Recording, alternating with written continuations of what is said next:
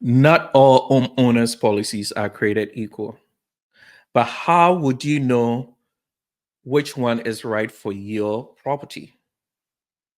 Today, we will uncover the key differences in policy types and why one size fits all approach could leave you exposed. Welcome back to Wealth, Legacy, and Property podcast. I'm your host, Patrick Afrifa. Today we have Brent Norcos, an expert from Goosehead Insurance Agency, here to break down how to customize homeowner insurance for different property types. We will explore what policy types really mean, why it matters to investors, and how tailoring your insurance can protect your most valuable assets. Please join me and Brent as we dive deep into the homeowner policies.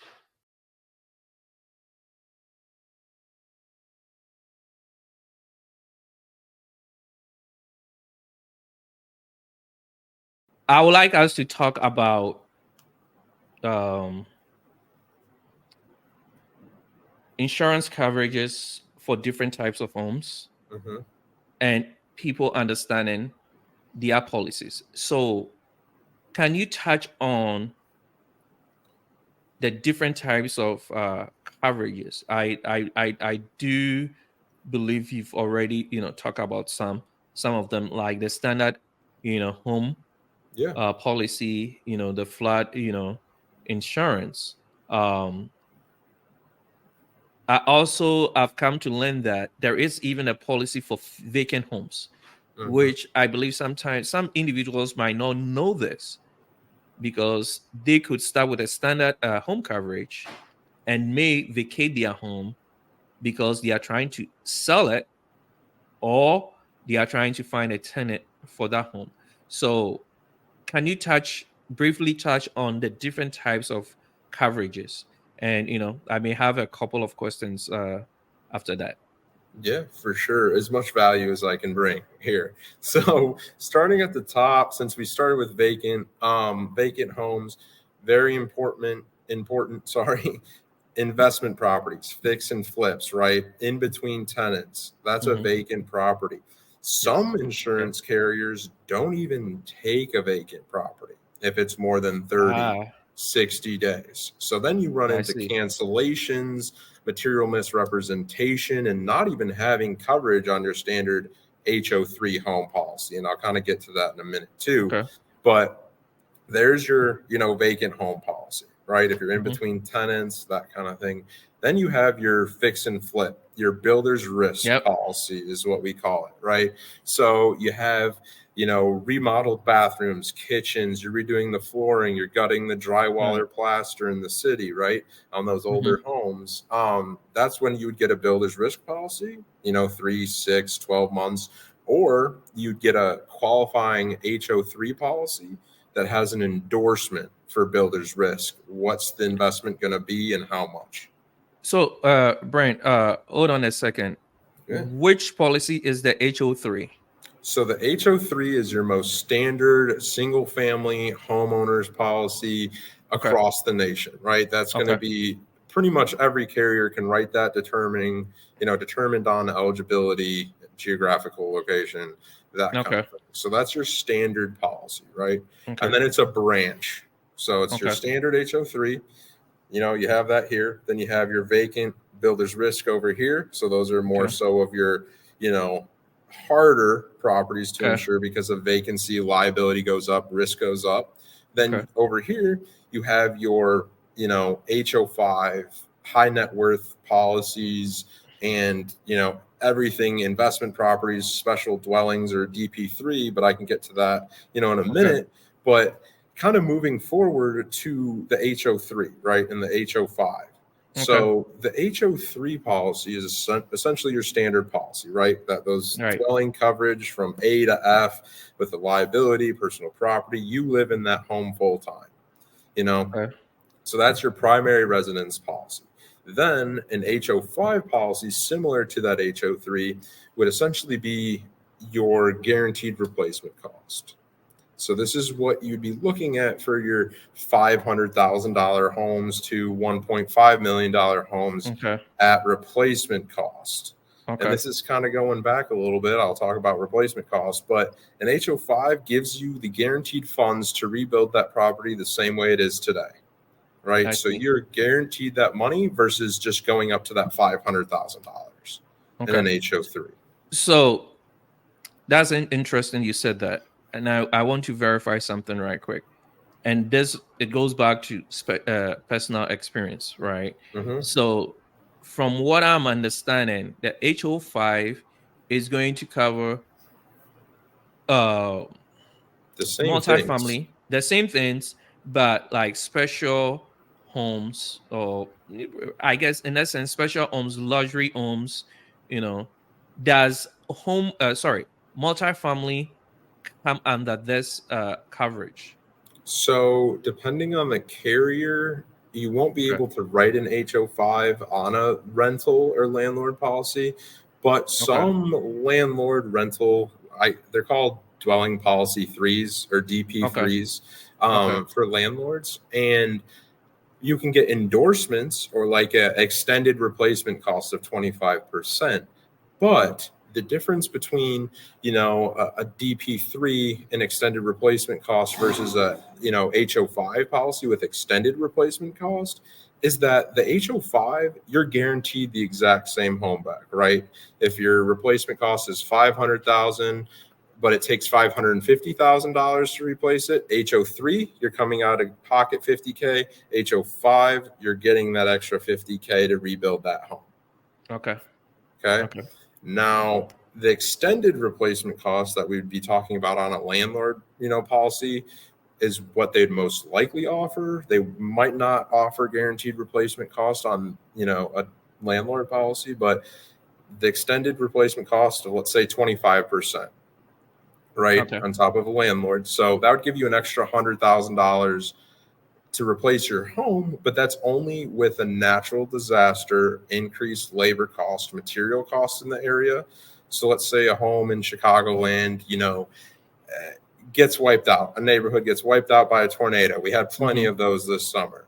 Yeah. That's when those funds would be released because of the increased labor cost and Okay. material costs. So it's not Okay. inflation based, it's disaster based.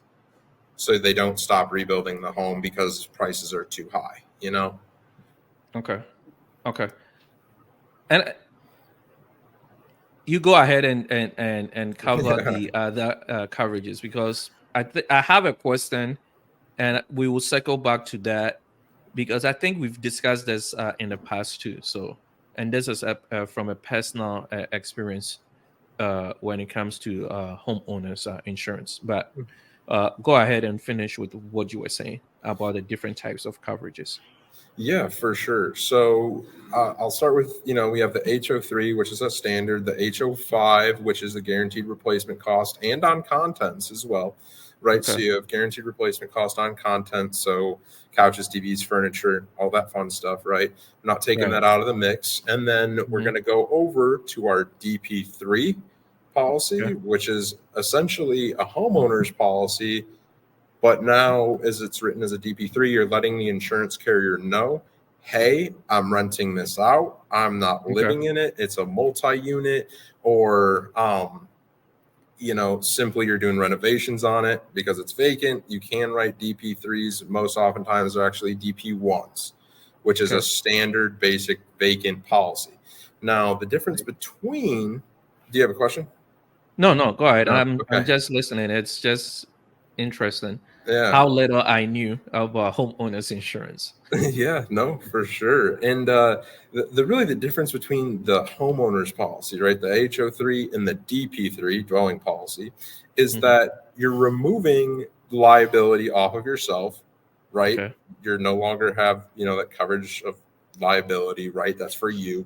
The Okay. liability on a dwelling policy is to protect yourself, so you still have it, but it's to protect yourself against those tenants and anyone else that slips and falls on the property. Okay. right? Okay. So that's why they want to know the difference between a homeowner's and dwelling policy when you go to get a new policy. Next one is going to be lost rents or fair rental income, Yep. right? So when you have a normal standard homeowner's policy, it's loss of use coverage, right? Which is True. going to essentially cover you to stay up in an Airbnb, hotel, live the same kind of lifestyle you were in the home Hmm. before that claim happened. Now, DP3, we'll pull it apart, go over here. You have lost rents. So it's fair market rent of the amount of months that home is not occupied because of that claim. All So right. if the fair market rent is $2,200 for your property, that fair rental income will be going right to you. So Okay. you can pay that mortgage, keep the bills, the lights Hmm. on, things like that while the claim's being fixed, Okay. right? And then the last one is going to be personal property. So Okay. now that you're not in the home, your items are not in the home, you don't need 40% personal property on a $500,000 home True. without your stuff being in there, right? So Right. we're going to look at a 10%, maybe a lower, 15, 20K in personal property to cover, well, first off, your appliances, washer, dryer, refrigerator, water heaters, all those fun stuff, that would only be in the case of a fire or serious claim, right? But you're not going to want to have the same coverages on your personal Okay. property when you have a dwelling policy. Okay. Okay. So I have also heard about umbrella insurance. Where Yes. does that also fit into all of this? Yeah. So, I mean, as a first time home buyer, as a second, as a 10th home time buyer, right? Having that umbrella insurance for the $20 to $40 a month it is on a residence. Hmm. Now, throwing the auto insurance into there is a different story and underneath that umbrella, but having $1 million on top of your already $500,000 in coverage on a homeowner's policy or a dwelling policy, that $1 million umbrella, right? It kind of works like an umbrella. It covers the home, auto, rental, that kind of situation, right? So you would stack that $1 million on top of whatever your home liability is. I So if see. it's 500,000, it's now 1.5 with that umbrella, which obviously mitigates any lawsuits, medical payments, hospital stays. That's where all that $1 million would be going to in that situation. So in essence, does it look like a gap insurance? Like, So I wouldn't call it like a gap insurance. It's okay. like it's kind of like an oh crap insurance. You don't want to use Okay. it, but if you exceed your $500,000 in liability, you have a lawsuit on your hands. It's Hmm. 750,000. 500,000 would come from the liability. 250,000 would come from the umbrella, Okay. right? So it's Okay. just an extended amount over the top if someone were to open, up a lawsuit or something like that. Okay. So which, from my understanding and from experience, right? So with the standard insurance, I know I'm going to have a deductible. Let's Mhm. assume my deductible is $1,000. If I decide to add on the umbrella, which from what I'm hearing, it makes sense to have an umbrella coverage when you have multiple properties. Yes, I understand you can also throw in your vehicles, right? But it will Mhm. probably make sense when you own more than one property. Mhm. With the umbrella, does it also come with deductible Good or question. not? So umbrellas really don't come with a deductible. Okay. It's the main home deductible to get the liability out of the home insurance policy, and then you just Okay. go right into filing a claim within that umbrella. Okay. So Okay. typically there is no deductible. I've never seen one on an umbrella policy, over my years. Okay. Okay. Okay. Great. That's very, very interesting. So from what I'm hearing, right, about the different types of policies Hmm. and going back to the deductible, right? So, with past experience, one of my properties, right, and it was the sorry, the pipes bursting and flooding. Hmm. Actually, it flooded 2 units. Um, the challenge that I ran into was the fact that when I had a deductible, when they look at the total cost of replacement, they told me that they need to also factor in depreciation. So depreciation for the hardwood flooring was different from the drywall, Hmm. from the pipes. Actually, the depreciation for the hardwood floor, they told me was like 90%, right? So, which was surprising to me because going back to misconceptions, I thought, oh, I'm covered. I'll probably only pay for what? My The deductible. deductible. Yeah. But I didn't know that, they are going to factor in the depreciation of the of all the repair work. Hmm. And I guess the question that I'm trying to ask is comparing a home, an older home that needs repair based on unforeseen event, or yeah, unforeseen event, compared to a home that was rehabbed or is a brand new home, a new constructed home that also need repair based on unforeseen events. How would you look at those two? And when you are getting policies, what are the things that you need to consider?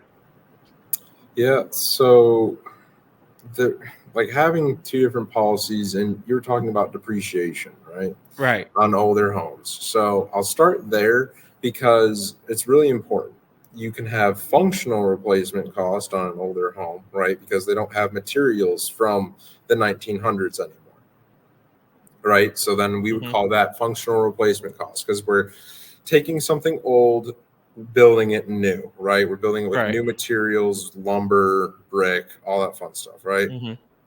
And then we have the normal replacement cost. So the difference between that HO3 or DP3, if it's a rental property, it's at replacement cost or functional replacement cost. There should not be that much of a depreciation schedule there. Okay. But if we're talking about a DP1, that's a set amount that might have an actual cash value. So you take the market value minus the depreciation, and we get to the depreciated value, right? Okay. Or the actual cash value. So that might be the situation that you ran into with your agent, that they Yes. put the property on actual cash value rather than it being a replacement cost or functional replacement cost policy. So which means in essence, anyone who's trying to get coverage, especially if it's an older home, they need to know the difference, Hmm. right? No, definitely. Because now I know that if I'm buying an older home, even if it's functional and I don't need to do any replacement, it won't make sense to go with a cash value policy. An actual cash value policy, I would technically never recommend. Okay. If it's vacant, you might have to, or doing builder's risk, but you're Right. going to want to do that functional replacement cost policy if you can, Okay. right? Like if Okay. you're available and able to and have a policy for it, that's what I would recommend would be that HO3 replacement cost or DP3 replacement Okay. cost policy. Which I'm guessing that it's usually a little expensive compared to the cash value, right? Oh yeah, big time. Actual cash value doesn't have much coverage. It's only a stated amount, and replacement cost is a stated amount, has way more coverage, has those exclusions we talked about earlier, right? So that's a little Right. bit different than your HO1s or DP1 policies on Right. that actual cash value. Right. And I guess we are still talking about misconceptions because most individuals want to pay less when it comes to home policies, Oh but they yeah. don't know what they are paying for. Yes. And Yeah. I mean, really, at the end of the day, it's what's on the piece of paper in front of them. Like yes, everyone wants to pay less for their home insurance, but you're going to pay Hmm. for it on the back end one way or another if you don't switch it from an Right. actual cash value policy to replacement cost policy. So, I mean, really, on this God's green earth, I would really recommend, to getting that replacement cost policy, even if we're talking about $1,000 more a year. I mean, Right. it's really worth it in your first or 10th year of ownership, because whether it's a primary home or rental property, that's an investment for you. That's a vessel we can use, right? All right. So let's keep this investment an investment and not turn it into a liability. Right. Okay. You've really provided a lot of value and a lot of information to process, and I've also learned a lot. Um, I would like you. So at the beginning of this conversation, you did talk about the importance of working with insurance broker Mm-hmm. who have access to multiple insurance companies, right? Mm-hmm. I would like you to touch on that a little bit more. The reason behind that is coming from personal experience, and I'm trying my best not to mention any insurance company, Mm-hmm. but often enough, when, let's say, for instance, as we all know, if you own a vehicle, you are going to have a policy on that vehicle to be able Mm-hmm. to drive it, right? And it's much easier to go with the same insurance company to cover your home Mm-hmm. instead of shopping around. Comparing one insurance company to working with someone like you to shop for a new policy, what are some of the advantages and disadvantages? Yeah. So advantages, you know the person, you get a rate back, hopefully, right? We're Right. crossing our fingers, we get a rate back, we get a good rate, right? Hmm. It's easy said and done, right? What most people do, arguably, right? Right. That's what most people do. Now, the disadvantages of that is the same as the advantages, right? It's one Hmm. option, right? You don't have much available product. You might have a couple tweaks here and there on deductibles and kind of policies they write, right?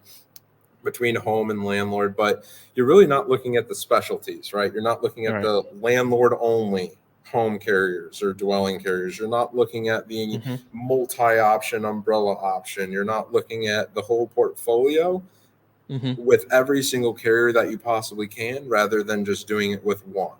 And now Right. you might fit within that 10% of what that, carrier is looking for, and you might not, right? They might I not see. want you as a client. They might charge you more, decline you, or Right. not give you the most favorable rate, right? So that's why working with a broker, you're able to shop all those options. I might be a little biased on this and doing, some shopping. It doesn't hurt your credit score. It doesn't ding you for shopping multiple insurance companies. So why would you pay the same or more year over year Yeah. when you could just get something a lot less, more coverage, and at Hmm. least know you're in the best spot? I mean, even Right. when I lose, because I do lose, it does happen, believe it or not. But when I lose, I want to make sure that that client is truly in the best spot. Okay. It's not going to be something I'm pushing across the table and being like, hey, sign these papers. This is a done deal. No, it's not like that. Let's take a look at what you Okay. got. This is what I have. Let's put them together, and really formulate a problem solving, Okay. session of the most, upright consulting, I can do per client. Okay. That's great, and I will attest to that because I've worked with your agency before, at least multiple times. So I Yeah. do understand, and that's why I wanted to ask that question. Um, when it comes to, I believe you touched on this also. When it comes to the different components of your house, right? What makes your house, right? Mm-hmm. I know sometimes, when you're trying to get a new policy, they will ask, how old is your with your roof? You Mm-hmm. know, for my current primary residence, actually, this house that we are filming from, you know, I was lucky enough that the previous owner had just changed the roof, so I was able to get better coverage. Mm-hmm. Can you touch on the different components of the home that any insurance agency is going to look at and determine you know, what the premium is going to be Yeah. for that policy. Yeah. So, I mean, first things first, really, roof age. You nailed it. You hit it. It's Mhm. going to be roof age, how old, Okay. how new, that roof is, but also, the plumbing, the electrical, the Okay. heating. When were those done? How are they? Are they Okay. galvanized? Are they copper? So Okay. those are really, a few things that insurance companies are going to look at. Some, just assume they're original, don't really look into it, kind of thing. But those are Yeah. huge discounts you can grab. Okay. They're out there. If you let your carrier know that you just rewired your whole home, which most people don't do, right? They either don't Yes. rewire their whole home, or they don't let their insurance carrier know, right? So Right. at the end of the day, really, you got to let your insurance carrier know what you do to your home, or your insurance Right. agent know what you do to your home. Renovations, all that fun stuff. Yeah, you might pay a little bit more, getting a builder's risk policy, but you got to let them know. Okay. So which is really interesting. It brings me to my next question, and I know we are running out of time, so I'm going to try and be brief with this. Hmm. With renovation, especially for investors, right? So let's say, for instance, especially those that do the burr and all that, and even some homeowners, they might just replace maybe their electric panel or replace all the pipes. Hmm. Is it advisable to reach out to their insurance company to rewrite their policy or to review their policy for them? And why is that? Yeah, I would. Doing anything to the home, revisit the market, see what's out there. Okay. Your carrier might not rate too well on it. It might not Okay. be a huge, rating factor for that, carrier, but there's other options out there that will take 200-300 bucks off your policy just because of Okay. an update in your electrical, plumbing, heating systems, right? Circuit Right. breakers and just doing a new panel is not going to get the job done. It's got to be, whether it's a gut rehab, that kind of thing would be, the time to reshop and look at the market. Okay. Thank you so much, Brent. But before we go, I have to ask. The first, can you wrap up everything that we've said, in a few Yeah. sentences, Yeah. for my viewers and my listeners? Yeah, for sure. So really we kind of walked through, the whole process of what home insurance is. I could go into great detail on it, but we walked on what policy forms are out there, what's the common misconception on those policies, what we're really looking to do as a homeowner investor, what's covered, what's not, but also Right. going into further detail on it. What's Mm-hmm. different between the landlord homeowners, how we can help people, what's not covered on those policies and the different coverages and how they Mm-hmm. apply to different situations. Ran through umbrella policies real quick. And then we kind of ended up through claims, home buyers, sellers, how that follows you, how it impacts your insurance score. But, I would really be, interested to get on here with you again, Patrick. I think we have plenty to talk about, Oh moving yes. Oh forward yes. here. Oh yes. Oh yes. But yeah, it was sure a pleasure to kind of wrap through all of that in a short amount of time. But hey, man, I'm a talker. Looks like you are too. So let's get together again, huh? And thank you so much, Brent.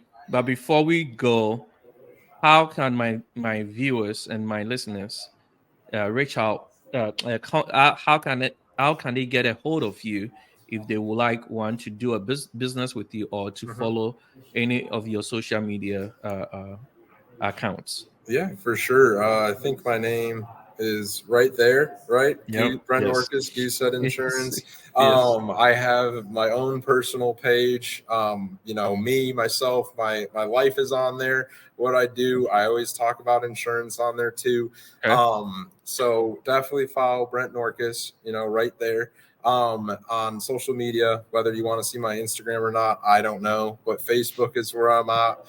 Most oftentimes, not as aesthetic, right, as my Instagram is, but my phone number 2-312-764-5683, and then it's just my first name, and there's a period in the middle, and then at Goosehead Insurance is how you can reach Brent. But yeah, open book. Contact me, DM me. However has to happen, however it needs to go down, I'm here for it. Always available. Okay. Thank you so much, Brent. I really appreciate it. And I agree. We should do this, probably pick specific topics from what we've discussed and maybe dive deeper in those. But I'll reach out. Thank you so much. Yeah, for sure. Absolutely. It's been a pleasure.